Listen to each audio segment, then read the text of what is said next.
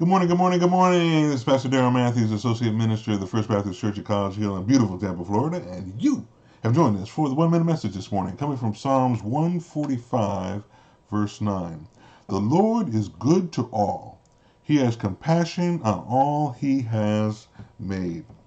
I just want to remind you this morning that regardless of where you might be in life, what stage you are, whether you know the Lord, whether you don't know the Lord, that God has been good to you.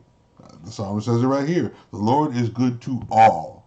He doesn't distinguish between believer, unbeliever, because the sun shines on the believer just as it does the unbeliever. It rain falls on the believer just as the unbeliever. The air that we breathe is available for everyone. And so there are some blessings, there are some processes that God has put in place that are available to all of humankind.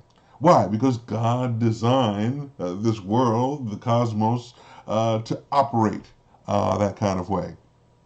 Only when sin came in was there a need to deal with sin, and that's where, as human beings, we have to make a decision. Whether you're going to receive God's remedy to the sin uh, uh, uh, illness that's in our lives, or the sin problem that's in our lives, or whether we're going to continue to just enjoy the goodness that God has given to us in this life and then decide for eternity that we're not going to thank God, but no thanks.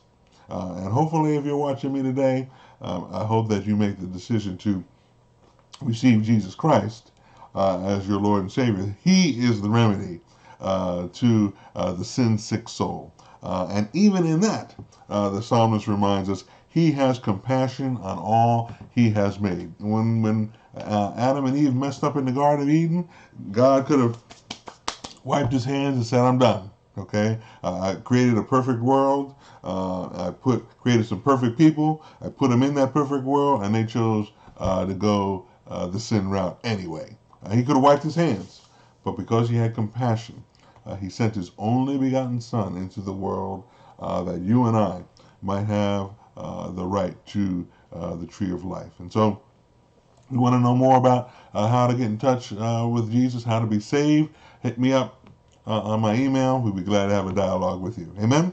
Well, I hope this has been a blessing to you today. If it has, hit that like button, share it out with somebody that maybe hasn't thought about how good God actually has been to everyone. And then join us later on as we continue walking through this 145th division of the Psalms. Certainly hope the rest of your day is the blessed part of your day. God bless you, God keep you, and may God's grace be unto you.